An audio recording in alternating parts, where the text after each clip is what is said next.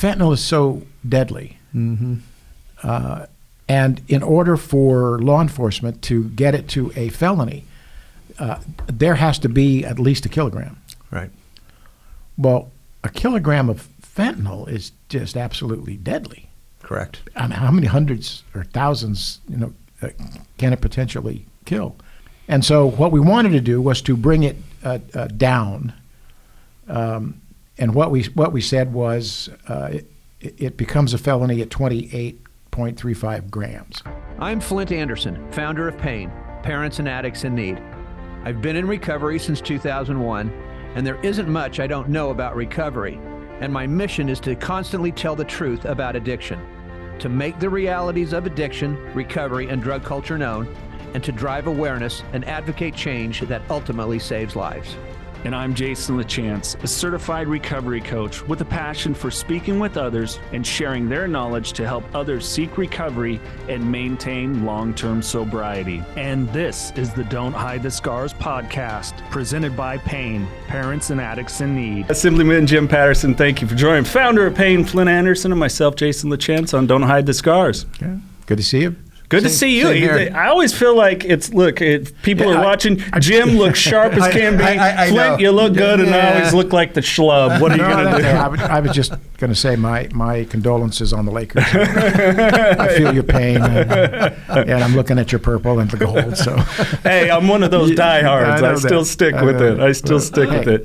Well, we're going to get into some great stuff. As Flindt and I said it, and Jim, I know you catch some episodes. The conversations we really have are the ultimate concern for public safety. And recently, the AB 3171, I know we want to discuss, did I get the number right? Yep. Yeah, I know we want to discuss that, but you have some other great bills that you're working on too. But Flindt, let you start here. Yeah, let's just, hi, Jim, by the way. Good to be with you. It's always great to see you, Good my to see friend. you too. Always.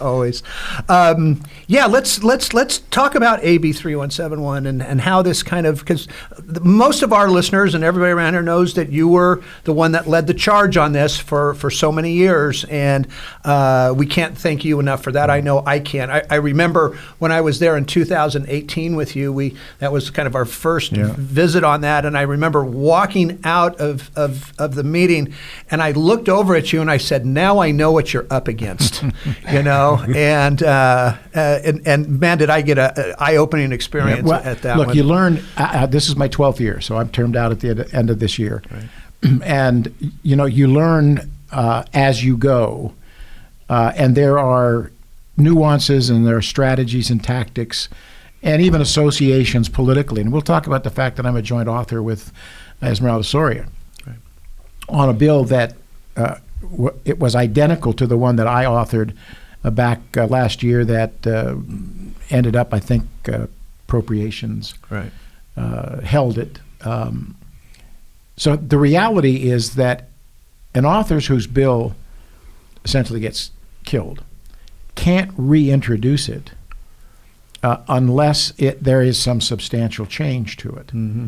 And so when I saw that Esmeralda took our bill almost verbatim, did precisely what our bill did, I went to her on the floor and said, the sort of the practice around here is that if an author does that, then joint authorship is offered to the person that initiated it in the first place. Right. And that's what happened here. And it went to public safety. Fentanyl is so deadly. Mm-hmm. And in order for law enforcement to get it to a felony, there has to be at least a kilogram. Right. Well, a kilogram of fentanyl is just absolutely deadly. Correct. I mean, how many hundreds or thousands, can it potentially kill? And so what we wanted to do was to bring it down. And what we said was it becomes a felony at 28.35 grams. Right. That's a decent amount of. Oh yeah. That's a decent amount. We did the math, and on that amount, 28.5 grams, we believe can kill up to 14,000 people. And what we wanted to make sure we did was we wanted to get to the big street dealers. Sure. Right? And if you recall, D.A. Smitkamp testified on our bill with respect to they arrested somebody with 1,100 pills. Right. And still couldn't get the weight in order to charge. And so I really appreciated the help she gave us. You bet. And they had experts that were trying to thread the needle on how much do we take it down, so that we're the person who's the addict and is just trying to get pill to pill, week to week. We didn't want it so low that they got caught up in it. Sure. Because what we want to happen, and this, Fresno Police Department is doing this with sex trafficking. They're using the authority of the law not to put the victim in the county jail, correct, but to separate them from the trafficker, put them in a safe house, and help them to get better and to live that life. And so we wanted to make sure, because of our friendship, I really know and understand that you can do some things in law enforcement which basically can maybe pull those folks out of that old reality, and they'll kind of come to themselves, like the prodigal son that says, I don't want to live like this anymore. And we want to help them get the treatment necessary. So we threaded the needle to where this is enough to be very deadly and dangerous, but it's not enough that you're going to find the typical street user who is just trying to go pill to pill, and and so we threaded that needle. And when Esmeralda decided to carry the bill, that's the framework that she used. And in fact, I have the analysis here and the rationale behind it. And it is precisely the rationale we were using. Right. That we want it at this level because we don't think, bringing it down too much, we're going to capture that street user that's desperate week to week. And we want help for them. And what happens is if you get this street dealer and he's above this gram number, the bill calls them poison peddlers. Right. And depending on how much and all of that, and whether there's multiple arrests, they're going to add from 4 to 13 additional years. Oh, now that got through the Public Safety Committee. That's shocking. Ours didn't push it up that high. Right. And I think Republicans have got to be strategic and tactical about this as well. There are Democrats that they have their own concerns in their own backyards, and they're very similar to the ones that we have. Sure. The question is, people pretty well know where I am and how I'm reacting to try to get these fixes. The Democrats have to decide where they want to go. Right. And they're going to want to go heavy on treatment and understanding and getting them help. And I'm sure that's something you're nodding your head here. Yes, I mean, we want them to get off. We don't want a life of that kind of addiction that could take their life. Correct. At a young age. And so this was crafted. I was pleased that it actually pushed up the added time. It could be 4 up to 13 years. The inference here is that if you've got this street dealer, and maybe this is the 3rd, 4th, 5th arrest, and he's got the record, and he's over that limit, DAs are free to charge, right, and add the consequences. And so I appreciate the fact that Esmeralda understood the importance of it and chose the vehicle that we authored and was able to get it out. the problem here is, though, we still have to get this through the Appropriations Exactly. Committee. Mm-hmm. Yep. And my experience has been, and I got Gavin's Law out of public safety committees 2 and 3 years in a row, only to have it die in Appropriations. Right. And what happens is the policy committee, because the policies can be political and they can either help you or hurt you in your reelection or in your reputation, things of that nature.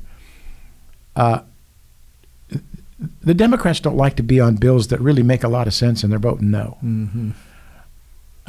But down deep inside, they know that Appropriations is going to look at it and say, it's not just that it has a price tag to it.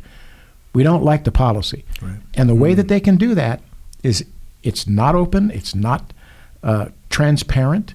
The chair has absolute power to either hear a bill and have it voted, or put it in suspense, or not let it have a hearing at all, called held in committee.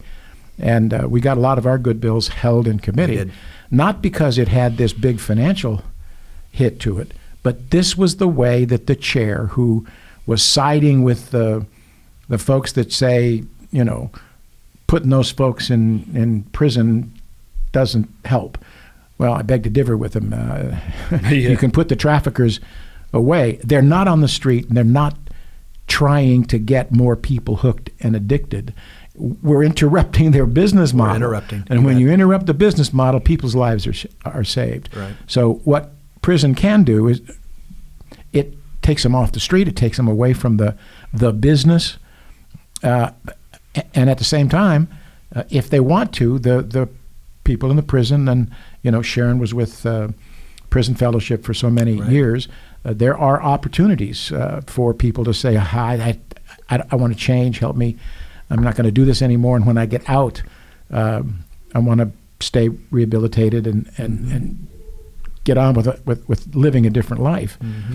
And so, I really believe that, yes, what you do is so very, very important. But at some point, people are so dangerous to themselves or others that they need the full weight of the state to step in, get them off the street, put them in a place where they can't hurt them, and all of that, and then hope that organizations like Prison Fellowship and others who come in and they have chaplains and all of that, and they can make a life-changing decision that's real and that gets them out of the addiction and onto a better life. One thing I do want to mention, and we've done some podcasts with people up in San Francisco that are really neck deep in this. And look, when we talk about the treatment side of it, the housing that is given to that street addict up there. Here's an interesting stat for you.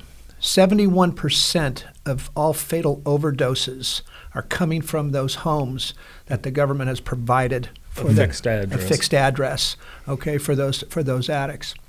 And the reason why I bring that up is something that you said that is extremely important. We just can't give them a roof. We've got to be able to give them the ministries. We have to be able to give them the treatment options. We have to be able to have people come in or them to go into treatment, as well as living in a fixed address. Because if you're just providing a house, a roof over their head, and meals for them, that's not enough. That's not enough. Yeah, it's interesting that you are creating a safe place for them with a roof over their head, but it becomes a safe place to shoot up. Yeah, it does, and that's what we've seen. And I know that the mayor of LA made some announcement the other day, more of that fixed address housing. But the reality is if the vast majority of people, if not all, on the streets have a mental health issue along with addiction, simply putting them in somewhere is not going to change anything. I mean, we've spoken with people that, God, I'm trying to remember who it was Steve Adami? Probably, yeah. Essentially, they'll go in those housing, and now what happens is the dealers move in there too. So now they don't have to go anywhere. And of course, we're not seeing it, so we go, problem solved. Yeah. No, and that's not the case. We're letting our fellow citizens to me, this reinforces the horrific grip on people that addiction has.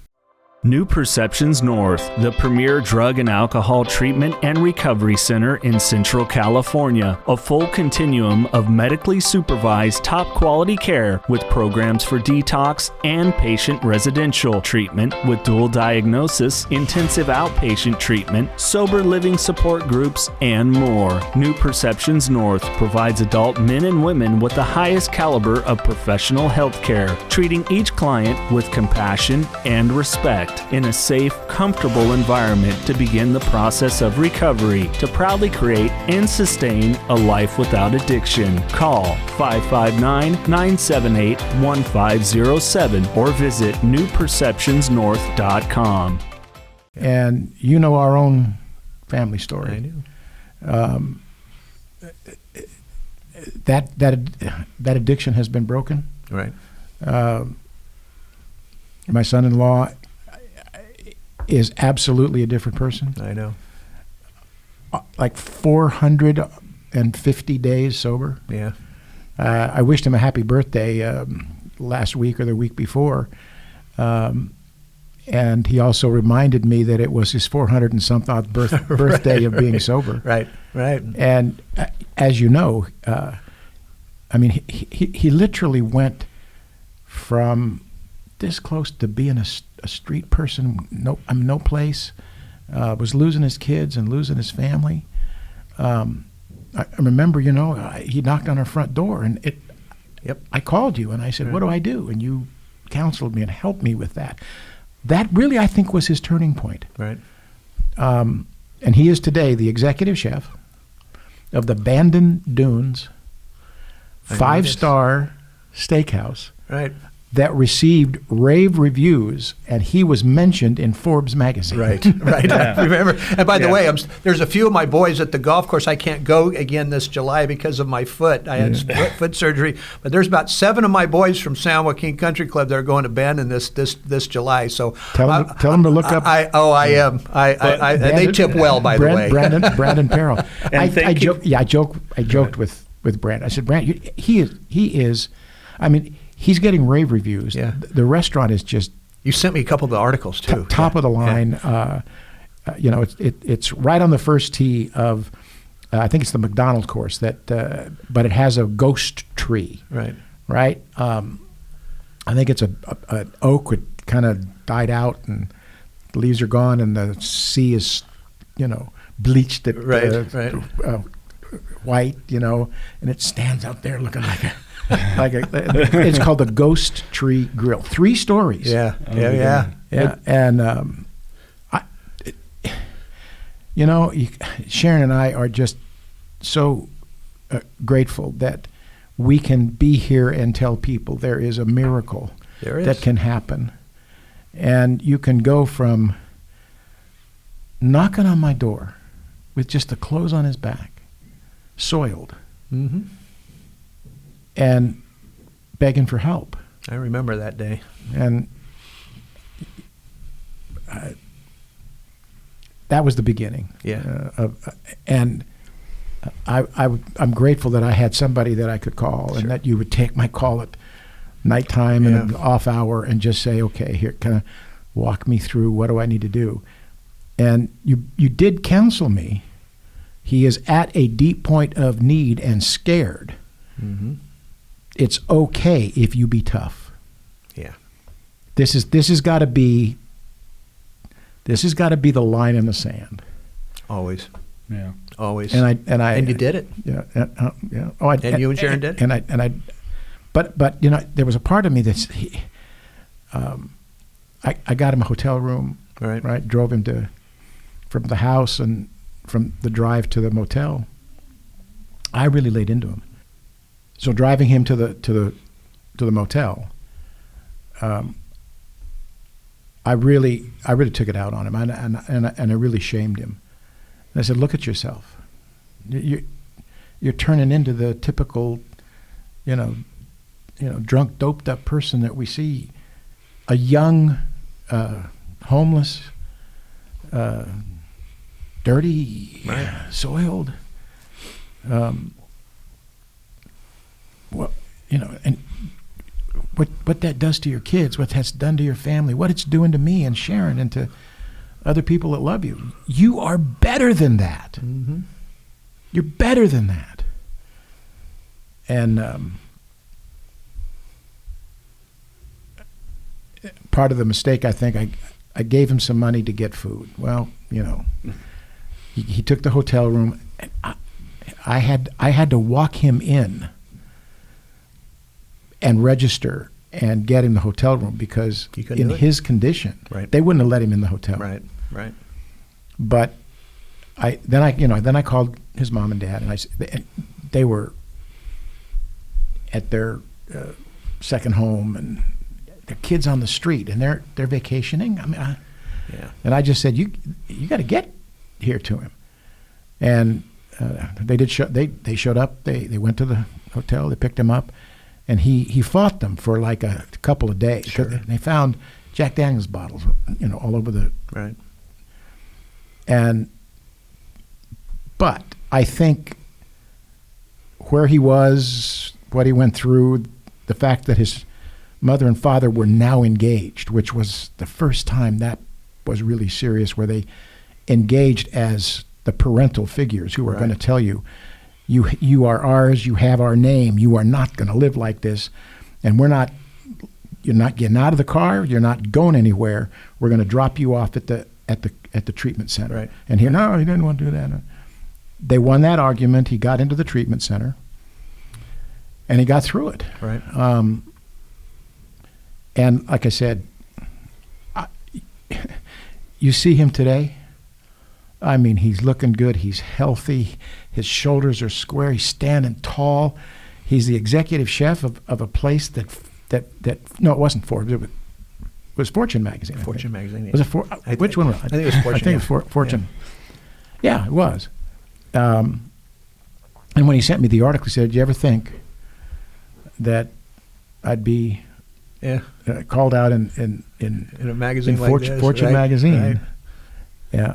And I texted. I joked with him. I said, "Brandon, you're doing such a good job, and you're really getting a great reputation there. It wouldn't surprise me that the owners are going to be so happy with what's going on. They're going to rename the place Brandon Dunes." I love that. I love that. And look, and that's when we take it with the passion that we take it here with, we want that for people. Because it is possible. I mean, who would have thought both of us would be sitting here after what we've been through?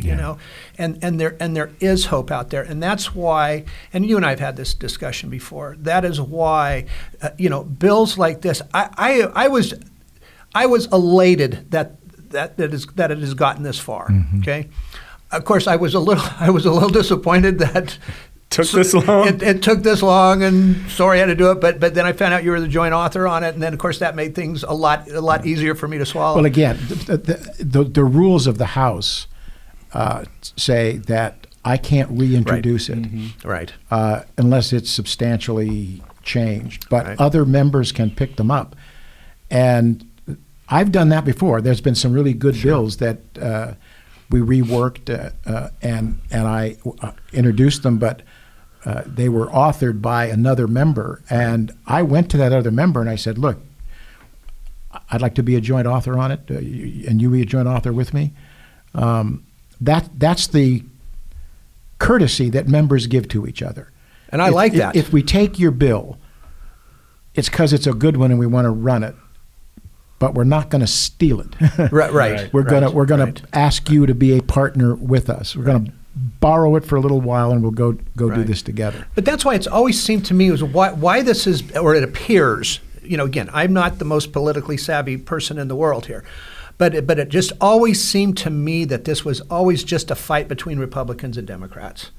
Instead of what was you had the common good at heart. You were doing this for the right reasons, and it just didn't seem that the other side was following along with that, and I think that's what Flindt, bothered me. I'm here to say it's taken a decade or so, but hearts and minds are changing because it is so dramatic, politically explosive, Right. if they're on the wrong side of where the population is.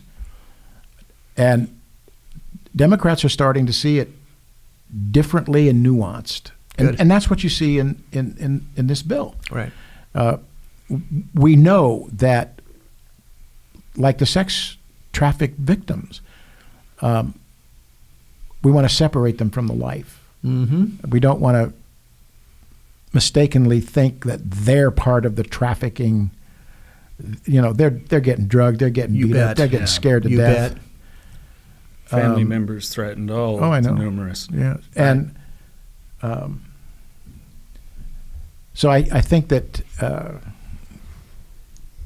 the reality of where California is today, as I said earlier, this undercurrent of discontent, I think you saw that in Esmeralda Soria's reelection. Mm-hmm.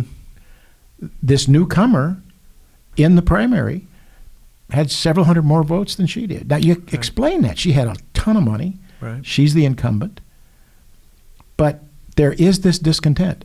I've seen polling that says right now that Gavin Newsom's unfavorabilities are higher than his favorables. Mm-hmm. Mm-hmm. First time that's happened. Actually, I'm surprised to hear that a little bit. And, you know, as a result, I mean, look, he's doing executive things. He's sending the highway patrol in, for example, into the Tenderloin. He's sending highway patrol into the Oakland and the Alameda area because of the trafficking, but also the smash and grab robberies, all of that. Right. And Flindt, this is reminiscent of when I was mayor and Pete Wilson was governor. Mm-hmm. And we had the lowest per capita officer ratio in the country. My first ride along, there were 1,000 Category 1 calls holding. Jeez. Those, we couldn't get to them. Right. And those were dangerous calls and crimes may be in progress, things of that nature. And if you recall, I mean, I pledged that we were going to double the police force. And my theme was Fresno's going to be safe, proud, and prosperous again. Right. We're going to turn this around. And I was fortunate enough to have Jeff Reed as my city manager, who came through the Wilson administration but wanted to come back home to Fresno. And we were going to have major infrastructure. We were going to modernize the airport. We had the wastewater treatment plant. Mm-hmm. We were going to pave a lot of streets. We were going to do a lot of things. So I wanted somebody that had large-scale public works experience. But also, when you double a police department, you got to be very careful. So we didn't hire rookies. I actually hired the Dinuba Police Department 3 times. No kidding. When Madera saw me coming, the welcome mat went away. But that was the wise decision. And Jeff Reed, his portfolio with the Wilson administration included the Highway Patrol, large-scale public safety, and Caltrans, large-scale public works. And it was the right choice, and he came up through Chuck Puchigian's organization. And when I was elected and I was going to be first strong mayor and I could hire the manager, I called Chuck up and I said, Chuck, here's what I'm doing. And I need somebody that can execute that. He says, I got the guy for you. His name's Jeff Reed. And Jeff came on board. He was with me for those 8 years. Right. When I inherited the office, we had 100 homicides that year. 15,000 cars getting stolen. We had graffiti and trash everywhere. 8 years later,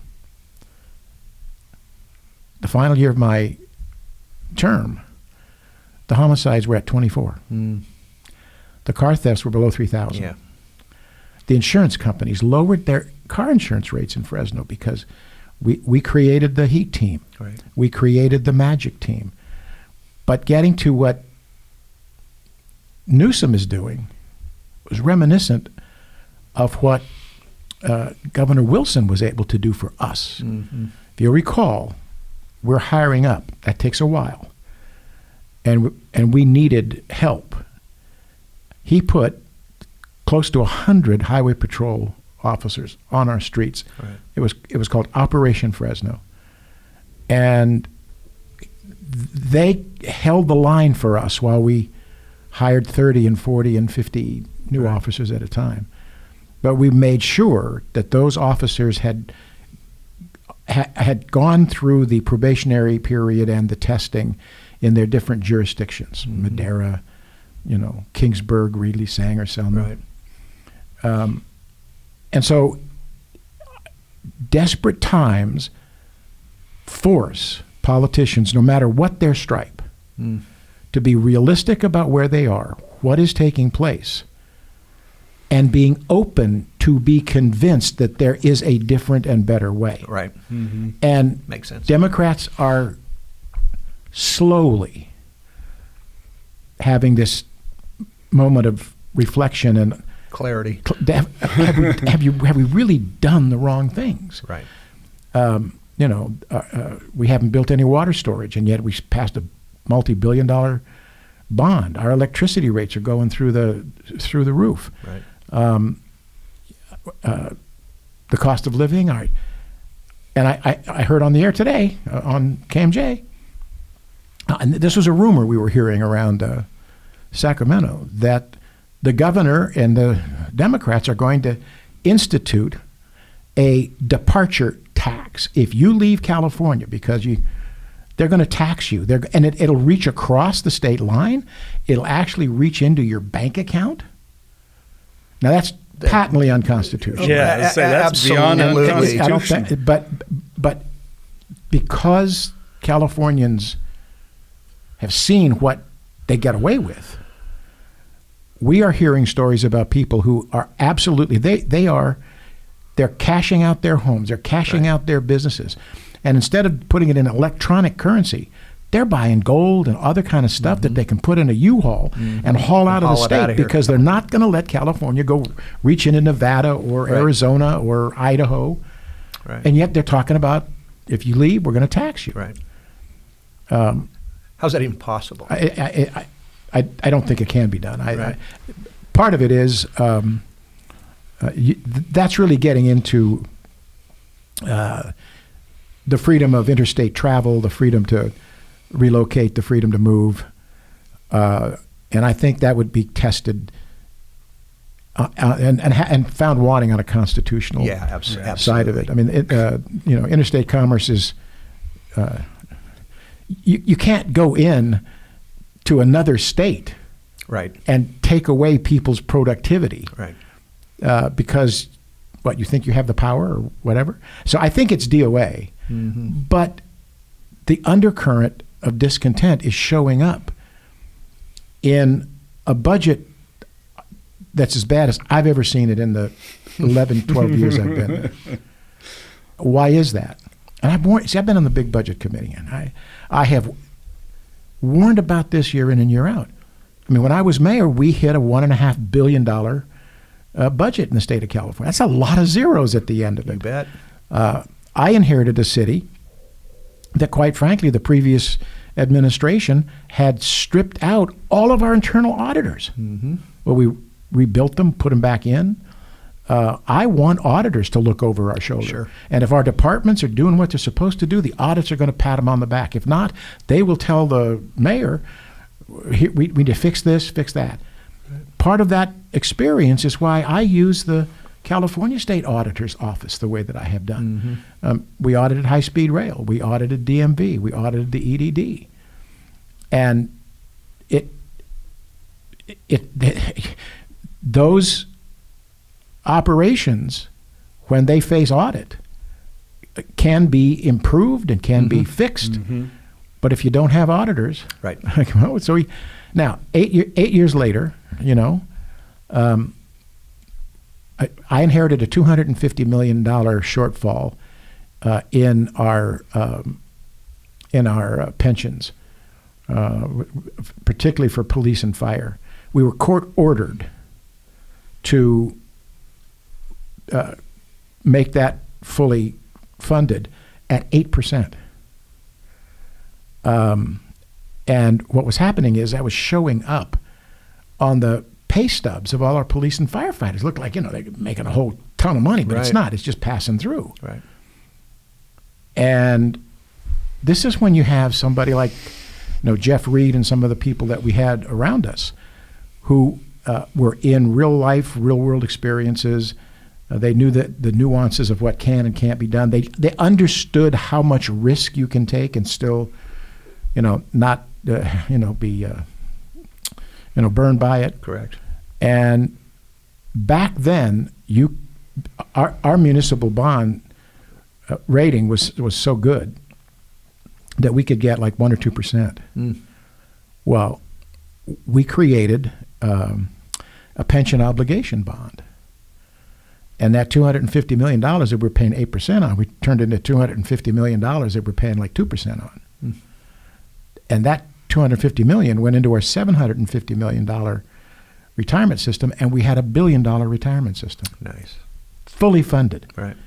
To this day, Fresno is renowned for one of the few big cities that do not have these large, huge unfunded liabilities. Right. And one of the biggest reasons we're in a substantial deficit is because the state of California has such large unfunded liabilities in their retirement systems. Right. So, you learn, and I think all of that learning was very, very helpful when you go up to Sacramento. And you realize audits are really important, that budgets have to be real. They cannot be political documents.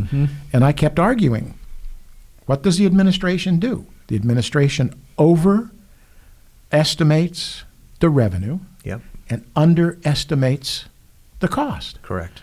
That's called structural deficit. Well, what happens? Structural deficit ends up rolling over budget year to budget year.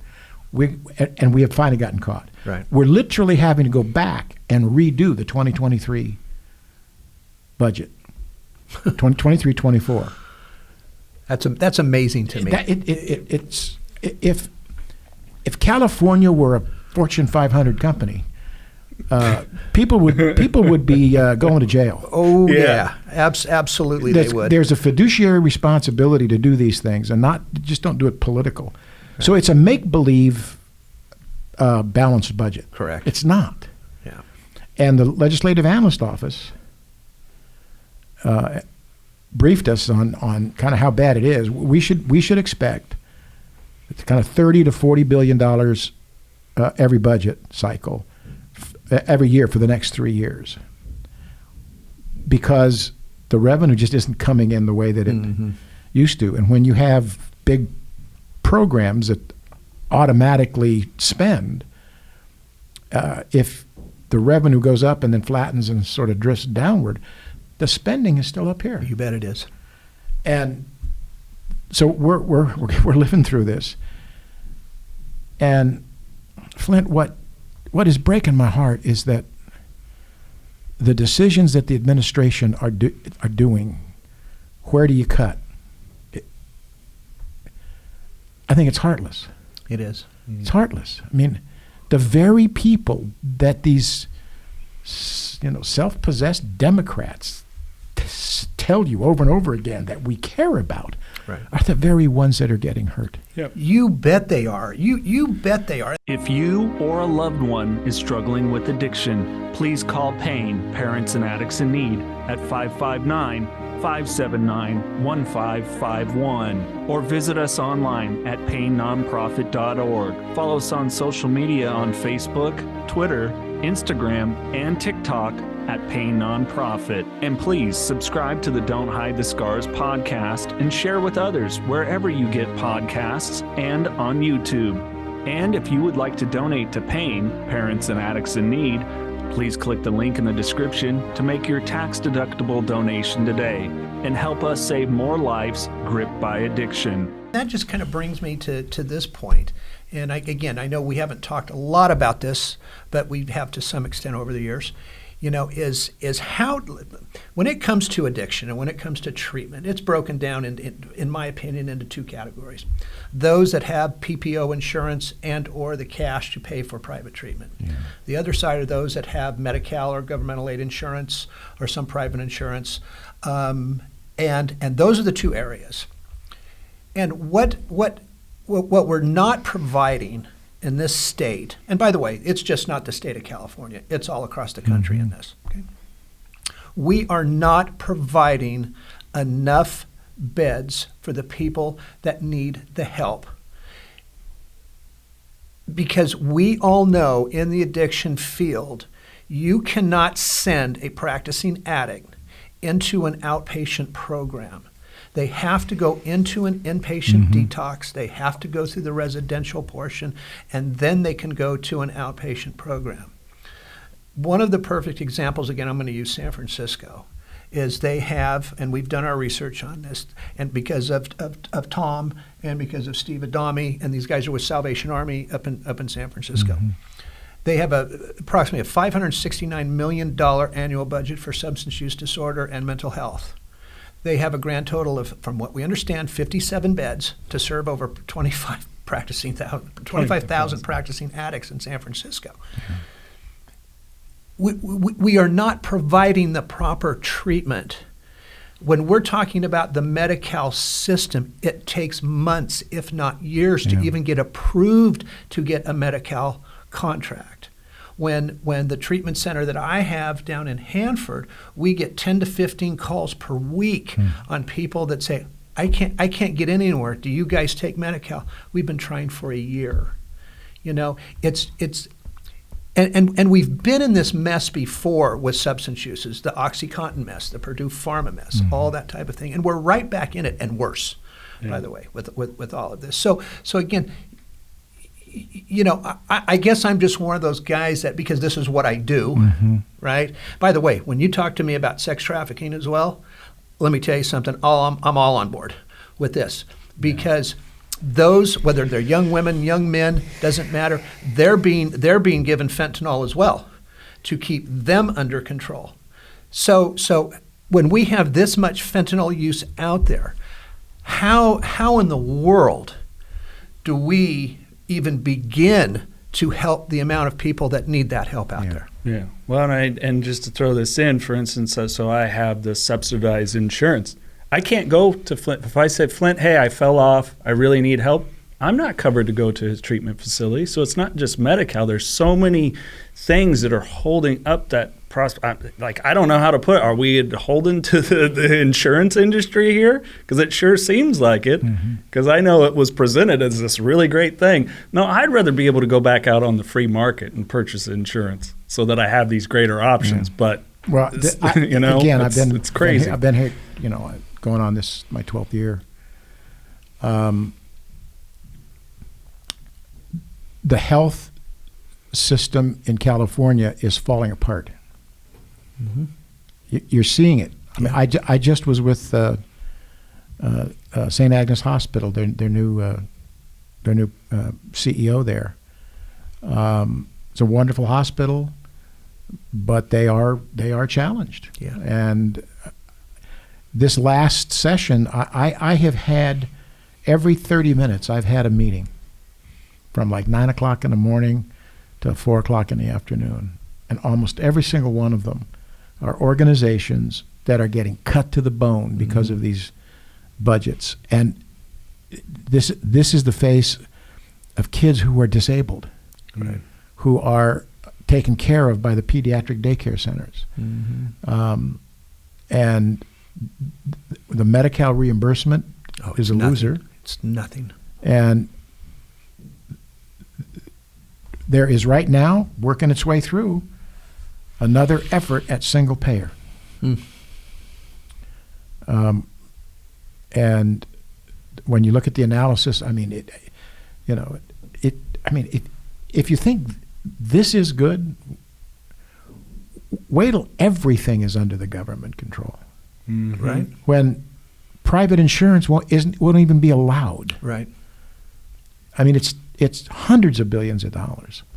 It's going to. I think it's going to shake up conventional health like you can't believe. Right. And who is going to fall through the cracks? Sick people. You bet they are. Poor people. Right. They are. The ones promised that we are helping you. People. Right. Trafficked people. Right. Right. And it's breaking my heart because,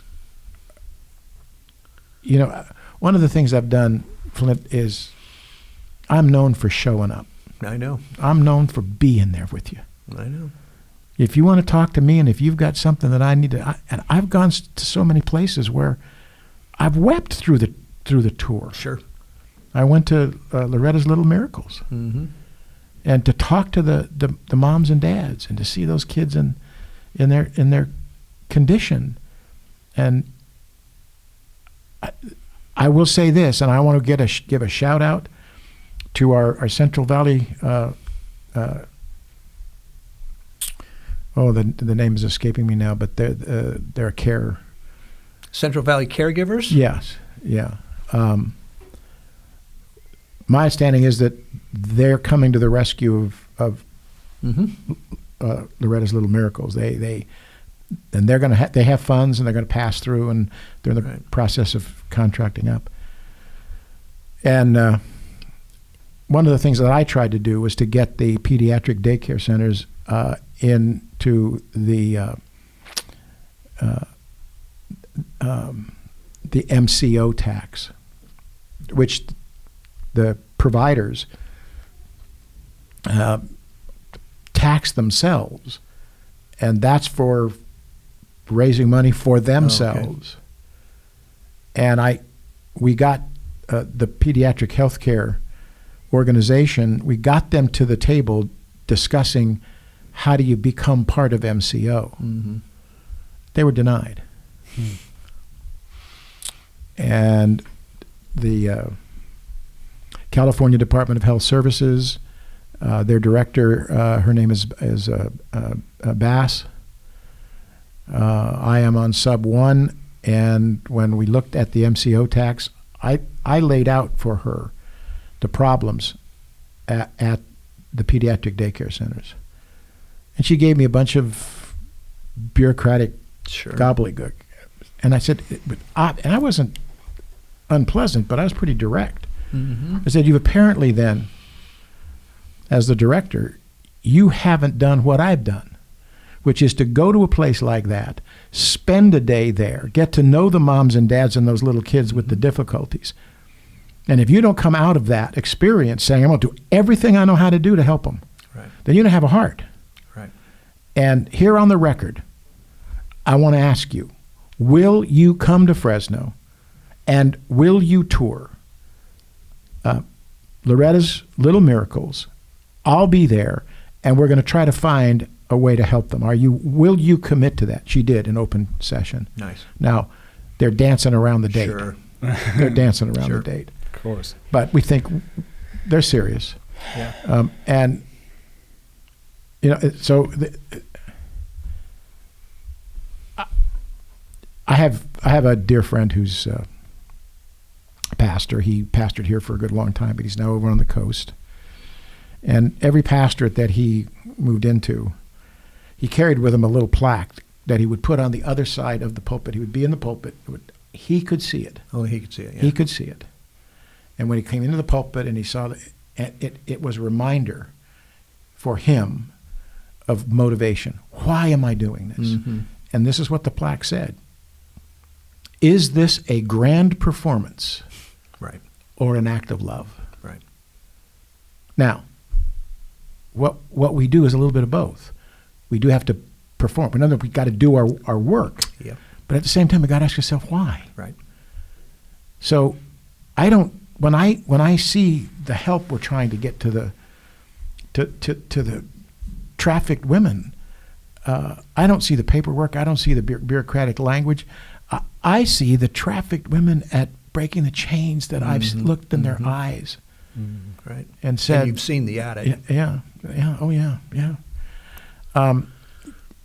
We've got to be so careful that we don't think because we're in this position that we do it alone, or that somehow we are miracle workers. Correct. You've got to understand how you do it and be a craftsman at it and a strategic and tactical member. And then you can walk away with some victories. Right. And we've been able to do it. This is one. This is one. These other two bills. And I hope we have time to Yeah, we talk do. a bit about the restitution? Absolutely. Okay.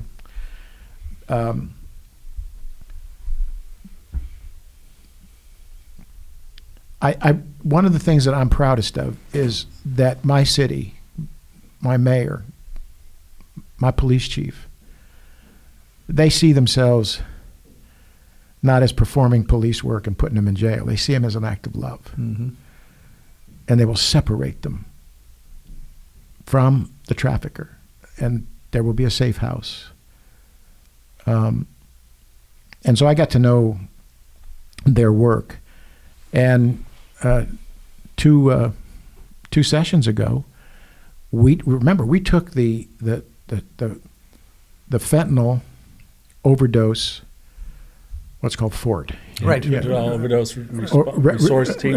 Resolution team. Resolution I think team. it was rescue, wasn't it? No, resolution team. Yeah. Yeah. We've gotten it wrong enough times to remember it now. Yeah. And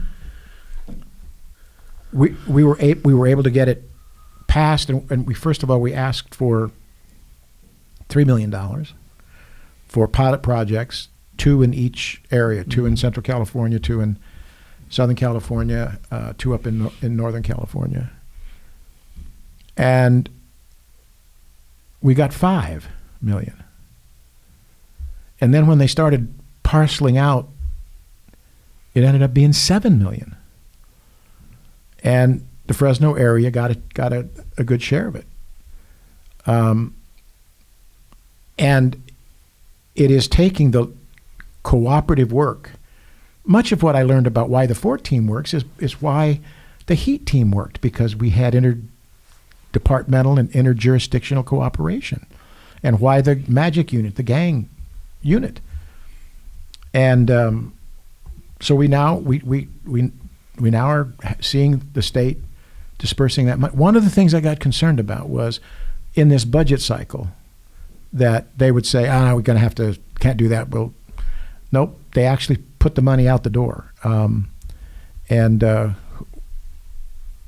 trying to remember, I think West Care got a couple million, I think. Mm-hmm. And you had to explain the plan, right, and how you were going to deal with the fentanyl and how you're going to deal with the interdictions and all of those kinds of things. And the impetus was build it around the cooperative systems that you see happening in Central California. So that was a victory. Again, you've got to be strategic. You've got to be tactical. You've got to have the right kind of people. And I've been blessed with a terrific staff. And so one of the ones that my heart is really in this one, which is AB 1803, which is a requirement that the trafficker, as part of their sentencing hearing, will have to make restitution to the trafficked victim. Mm-hmm.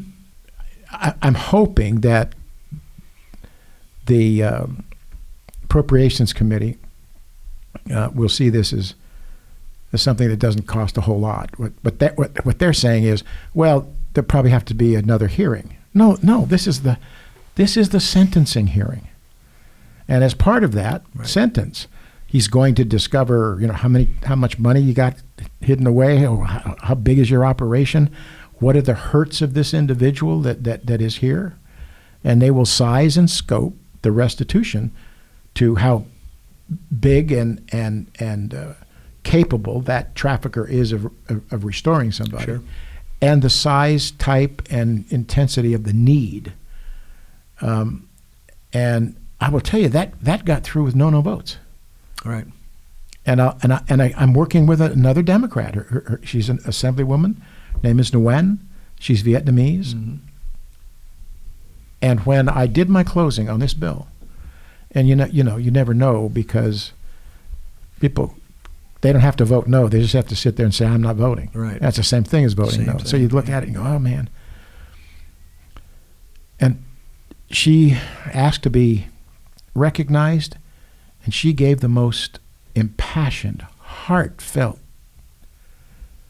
cry for this bill, because she knew it was right and because she knew people that could be helped, and that this stuff hit home to her and to her friends, and I think she implied even family. And I saw people riveted to this Democrat on the committee. And when the roll was called, we got it out. I think it was unanimous. Nice. I don't know whether we had maybe one layoff. I don't know. Mm-hmm. So she has she's on the Appropriations Committee, and she has promised me that she is going to be as passionate there when all of this is considered as she was in the committee, and that she knows the chairwoman of Appropriations really well. Right. Her name is Buffy Wicks. And I've got an advocate sitting there. Now, the other interesting thing is circumstances have come together to where I now sit on the Appropriations Committee. Mm-hmm. Now, it's temporary because Megan Dolly, who is a member of the Assembly, she's on that committee. Well, she had a stroke. She's recovering. Oh. She's recovering. She's Brian Dolly's wife, and Sharon and Megan have become really sisters, and so we've been praying for her, and she's recovering. But I'm sitting there until she gets well enough to come back. I think that's going to be till the end of the year, and so I'm there, and I've got an ally in Assemblywoman Nguyen. This is why I say we need to be strategic. We need to have our tactics worked out. But we also need to understand the nuances of relationship, the nuance of where people are put in power, mm-hmm. and then how to look at that and utilize it in a way that matches up with her soul. Yeah. Well, that's what Assemblymember Nguyen is doing. Right. And so we have some hope. We have some hope there. So. Yeah. Well, you were saying something in the restitution piece here. Look, again, I always go back to the addict, and I go back to the fact that there are consequences for us because of what we've done in our addiction. Why isn't there a consequence for the drug dealer, for that trafficker? I mean, there has to be a consequence, and it has to be a substantial consequence in order for it to sink in.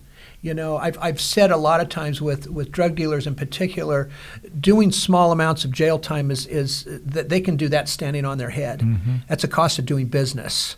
Yeah. It's and again, I'm so grateful for this. But if you want to send a message, you give them 20.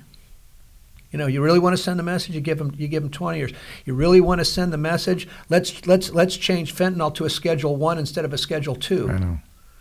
That's the other side of this piece. There's been some efforts on that, and that's been killed. And killed. And I just don't understand that one at all, to be honest with you. But again, the point here is there's got to be, because the consequences we have in recovery, right, and learning to deal with those consequences and being responsible for our past actions, that's what our recovery is about. Mm-hmm. And so again, we have to have those consequences for that drug dealer, that cartel member, whoever. Well, again, I mean, you've noticed. I mean, this enhancement in our joint bill is anywhere from 4 to 13 additional years. And I love that. That's news to me today. So I'm grateful. And Jim, can I ask you, so in the situation with the trafficking, so it's the trafficker seizure of assets, those assets, then to restitution for those, it's or to services for the individuals. You have to go through simply put, as part of the sentencing hearing. And the reason we did it that way was we did not want to have a separate and additional hearing for that, because then the state money would go up and we would be busting the ceiling. And so it is in that sentencing process. So, okay, the judge has the hearing, he makes the decision, and he says, okay, 8 to 10, and the restitution, $250,000, whatever. Right. And the more that trafficker has done this, the more money that they got stashed somewhere, the more the penalty is going to hurt. Right. And we'll see if we can get that to the floor. If I can get that one to the floor, I think I can get that one out. Is there anything similar that's ever been done when it comes to the fentanyl dealer situation, like drug seizure assets? Or I don't totally understand how it works and how it's used and stuff. Has there been any effort in the same type of way? Maybe that, not necessarily. I don't know about you. When I was in my addiction, the last thing I needed was someone handing me $100,000. But for treatment type settings, or that help that you're describing with the traffic. The goal in mind here is that the trafficking victim is in some care somewhere, and that the restitution, instead of her being able to get just the bare minimums of help, there'll be much more in-depth and lasting kinds of help. Yes, and because that's what's needed. The other thing that I'm proud of, and is my sex trafficking vacatur bill. And I got to know a lot of these trafficked women, and Ariel was one that touched me because it was her parents that trafficked her. Jesus. What on earth? I just don't. I know. And but again, when you get to know somebody and they tell you this horror story, and then they can pivot and say, "But I came here." And she got her. She wanted to be an EMT. She got all of her certifications, passed them all with flying colors, but she had a criminal record. Yeah. And nobody would hire her. Nobody would hire her. Damn. And nobody would hire her. Well, that's over. That bill. Now, if it was a really violent thing, if you killed somebody or if you stabbed somebody or whatever, you couldn't. But Ariel wasn't that kind of person, right? But this was this misdemeanor stuff. And I learned that although she might have been, it's on her record, but it was a trafficker that was scaring her, beating her up, drugging her, telling her, forcing her to do this stuff. I'll kick you out on the street. Right. And the bill got passed. It requires the court to hear their request for vacatur and complete that hearing and make that decision in 90 days. Used to take years. 90 days, you have to do it. And then when they're vacated, you got to send all that out to everybody that had all the bad record, right? That's gone. It's not there. And one of the things I love about my staff, we committed when this bill came through, that we were going to be looking for pro bono attorneys who would be willing to file the work for these women. Sure. And we also help step them through what you have. You now have rights under the law to go in there and request the vacatur. And I don't know, this one touches me deeply because this is what freedom becomes then. Yeah. They're not going to be able to say to Ariel, can't hire you because they're not there. Right. They're not there. They're just not there. And so again, I've talked to you often about this when we've been, just talking between us. My 3 kids are adopted. And when you have 3 different kids and their biologies are very different, and you love them as if they were your biological kids, but they are unique and, crafted by God and wonderfully in made ways. Yeah. And I'm their dad. We've done legislation with respect to our foster care kids. Right. I passed a bill. The foster care institutions co-opted the ombudsman. So it became an apologist for the institution and not an ombudsperson for the person.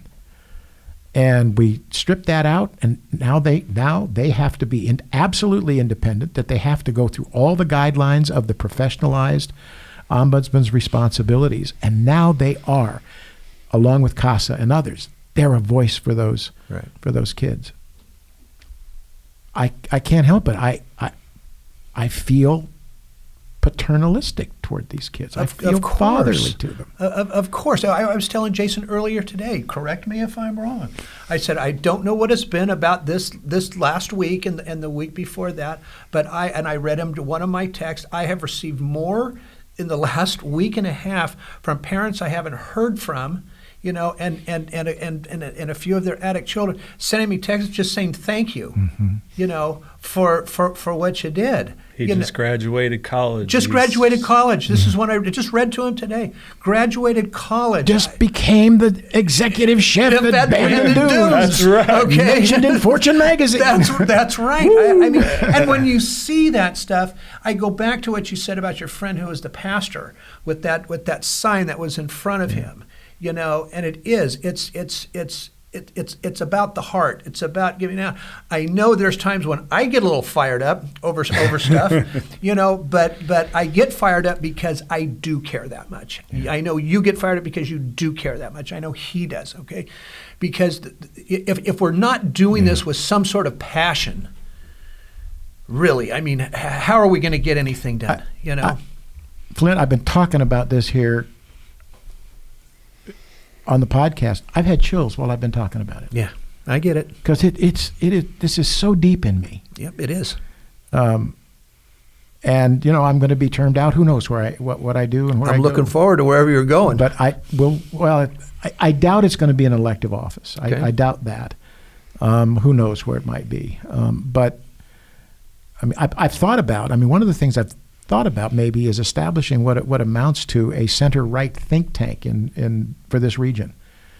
Give me a call. Yeah, where we do sign us up. Where we do we do white papers on issues specifically for Central California. Right. That I'll take my history as mayor and my history up in Sacramento and figure out ways that we can use good conservative traditional ideas that have worked so well in the past to form the future by reinventing them in ways that keeps the strength but modernizes it for the times.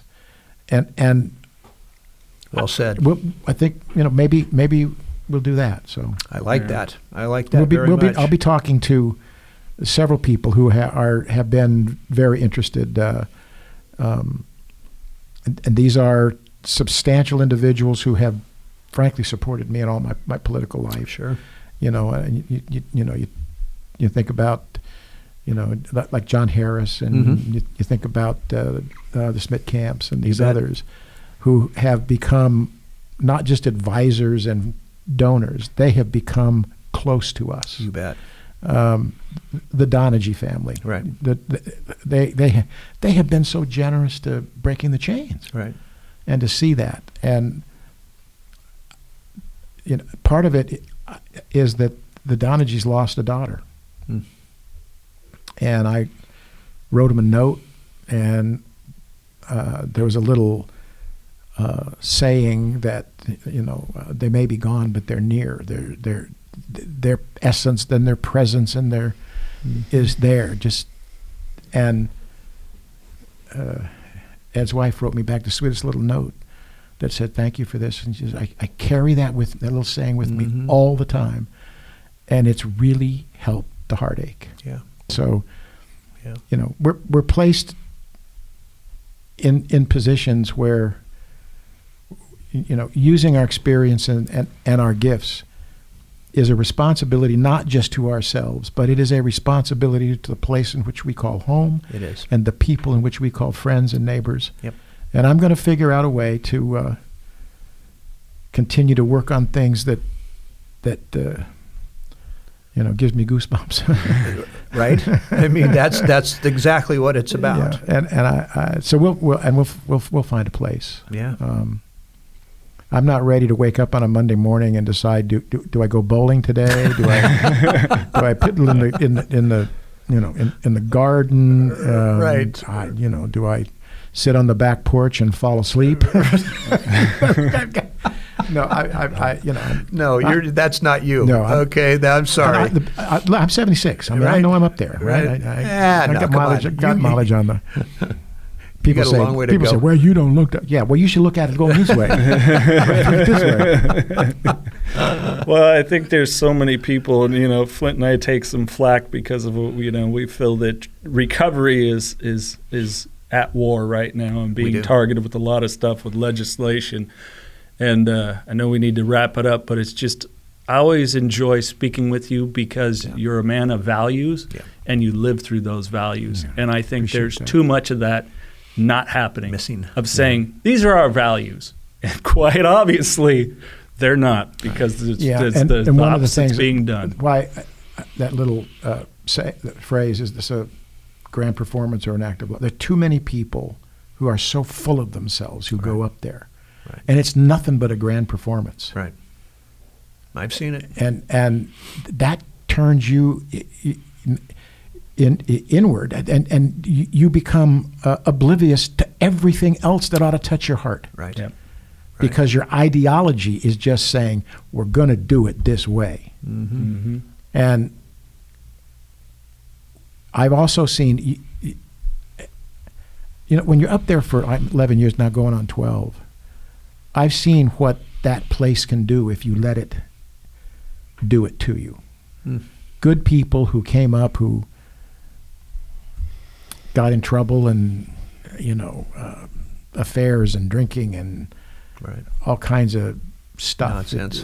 Because they are somebody. Don't you know who I am? Right. If it's a grand performance, you're going to get in trouble. If it's an act of love, you will manage yourself. You bet. To be able to say, yes, I'm performing. I'm doing a good job. Sure. I'm going to know the technicalities of what I do. But why I do it is because Ariel's in my mind. Yeah. All right? Because Brandon's in my mind. And because freedom is in my mind. Yeah. And that's what I want to give to people. To experience total freedom in recovery is almost a feeling you can't explain to somebody, and I just don't think we're allowing that enough to give these people the freedom that they're longing for and that they need and that they want, because they don't know how to do it, and it takes us to teach them how to do it, Jim. But I also have to admit that I carry around some anger. You bet. And I'm when it comes to sex trafficking, I'm angry at men. Oh, you bet. Have you watched the Sound of Freedom? I have. Mm-hmm. I have. It's you just look and that. Yeah. I'm angry with men who will do that to children. Right. And or as you said, those with Aurora's parents. I mean, I had to hold back crying there. I think maybe you caught me wiping a tear away. Yeah, no. That's oftentimes the. And I remember that we in some of our sex trafficking legislation, I would have 3-4 victims to testify, and I'm not going to say the name, but there was a member of the California legislature that was from this area that was picked up out on Motel Drive, sex trafficked a girl. And he was supposed to be, couldn't find his way to the Farm Bureau, he said. He got kind of lost. Are you kidding me? I think I remember. Yeah, that. oh yeah, and this guy was sleazy. Yeah. And I remember in my office, one of those that came to testify came in and was shaking because she thought that member was still here. He wasn't. He was termed out and he was long gone. Okay. But because it was, she knew it was a legislator, a public person. Yeah. And I was able to put her in my arms and hug her and say, he's not here. You're safe. You're safe. Right. He's long gone. Right. But there's anger. You bet. And again, that's the anger I show towards addiction. I hate it. I mean, I absolutely despise it with my entire being, and it because again, if we'll get there. I mean, we're going to get there, and if not, we're going to pass it on to somebody else to get there. Because these are fights right here that we cannot stop. We cannot stop these things. I'm going to leave it with a little bit of encouragement. I think hearts and minds are changing. Sometimes hearts and minds change because of their own self-concern about re-election and being part of the ruling majority. But I've seen that absolute power is a corrupting influence, absolutely. You bet. And I'd say that if Republicans had this kind of supermajority power. Right. Because I've seen 3 or 4 of my Republican colleagues fall into the trap. Their marriages broke up. They were embarrassed publicly. They lost their positions of leadership. That place, if you don't put a protective shield around you that says there be danger here. Yeah. Right? You bet. Yeah, when the sailors back in the day that thought the earth was flat, right? They'd be sailing off, and the charts from those days would you get up there and say, there be danger here. But and the other thing is, I carry you to Sacramento with me, Flindt. I know. I carry Sharon with me to Sacramento. My kids, my grandkids. I have been blessed with a staff they're so good at what they do, but they really want to be on my team. I know they do, and they are family. Now, the interesting thing is, in my final year, which I'm glad of this.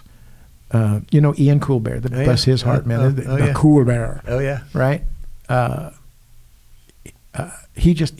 Now I'm termed, right, and it's unsure. Will David follow me in or whatever? Right. He has committed to keeping my staff, by the way. And I'm going to be right beside him, a cell phone call away, when in his rookie couple of years, where when he has a question, 9 times out of 10, I've had that same question. I'll help you work it through. But Ian is he's like the third executive VP of the California State Gaming Commission. He's been hired out of my office. No kidding. $120K a year. And I love this because this was Ian's dream. I love Ian. I do. So he when he worked for me at the district office, he really wanted to come to Sacramento. Right. And then when he came to Sacramento, he really wanted me to know, I can be here and all, but one of these days I want to be in like that. Right. Now Ian plays in card rooms. Right. You don't count cards, do you? But in his new job, he's got to stay out of the casinos. Yeah. I'll be darned. Because that's part of the regulation. That's part of the regulation. Yeah. But his resume is so impressive. The history of his work, I've had no better. Right. And I'm so glad. And that's when he came in and said that he had gotten this job and he was going to have to leave, he broke down. He cried. Sure. He said, Jim, this is like leaving family. Yeah. I said, Ian, this is like family saying, look where you're going. Right. We're behind you. You go get them. I'm glad for you, man. You bet. So anyway, it's been an interesting few years. You bet. And I'll tell you what, my friend, it's been a joy, getting to know you over these years as well. And and look, we are so appreciative of you and what you've done and the battles you have fought and won up there, because you have won some. Yeah. And I'll tell you what, 76, I hope you're going through your 86, my friend. My mom is 100. She still drives a car. Not very far. Not very far, but in the driveway. To the corner where the senior center is, the hairdresser, church, and the grocery store. That's perfect. She lives outside of Houston with my sister and brother-in-law, and in a ADU. All right. And so for all, I got this shock of gray hair. Well, for all the years, my mom and dad came from that time where they would dye their hair, right? Yeah, they're jet black, right? Forever. When my dad passed away, my mom didn't dye her hair anymore. And she has this shock of the most gorgeous silver hair. And I said, Mom, I started getting this when I was 40. And I didn't cover it up. Nice. I've actually...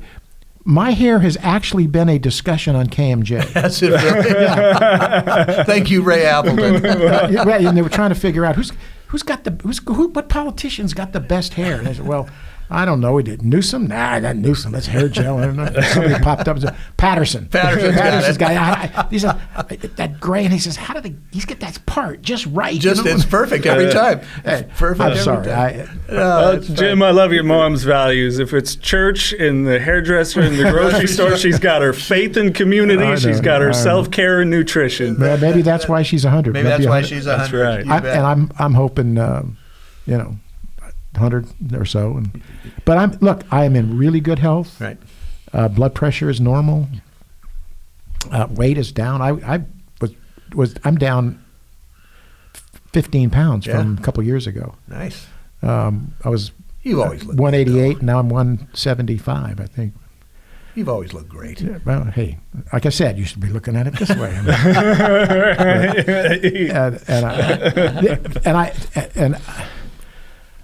I get this all the time. People are thanking me. Mm-hmm. Flindt, I'm thanking everybody else. I know. I can't do this without them. I know. Who becomes?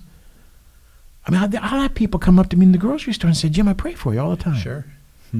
Sure. I know it's got to be tough up there, but you've been there and you've been true to us, and we're grateful for that. You bet. And I got to tell you this real quick because I think you'll appreciate this. I did a little presentation last week over at Fort Miller Junior High. Oh my. Okay. And this is what it's all about, to be honest with you. So it was for Hispanic families, mm-hmm. and I don't speak Spanish, not other than aquí, right? That's it. Or dinero. Or dinero, right. And this was on fentanyl, and I gave out some Narcan, and and I had an interpreter there, and there was 12 people in there. Mm-hmm. That was one of the most fun times that I've had, just talking to them via the interpreter, and just that one-on-one, getting across, because they all had young kids to teenagers, and they were engaging. And I'm telling you, that's the stuff. Fort Miller's a tough school. That's a tough school over there right now. Jason taught there for a while. Did he? Yeah. So he bless his heart. I love that kid. I mean, he's got a heart of gold.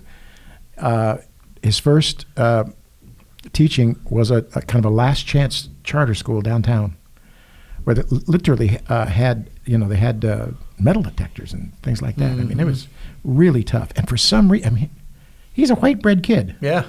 Right. His students, he for some reason he clicked, and he was so influential with those kids. And then he got hired to Fort Miller because he was doing a really good job with these tough kids. And Fort Miller got a new principal in that knew Jason and his work. Fort Miller for 5 years about burned him out. Oh, I bet it did. And he just, I mean, the kids were in control of the school. Oh yeah. And they were stealing stuff out of his. And he puts together a terrific classroom, right? And then he got hired at Duncan Polytechnic. Yeah. And talk about being reborn. Talk about, I mean, parents want their kids to be there. The kids choose to go there, right? And he has flourished, and he has just found this new passion, and because he's appreciated, and those kids are there because they've chosen to be there because they wanted either the pre-med or some of the trucking stuff or some of the culinary stuff, all of that. Right. And I was up in my office in Sacramento, and a bunch of kids from Fresno came up, and I was the only white person in the whole room, okay? And God bless them. And they were from the Street Saints. And everybody was, talking about how we can be helpful in the state and what they do and all of that.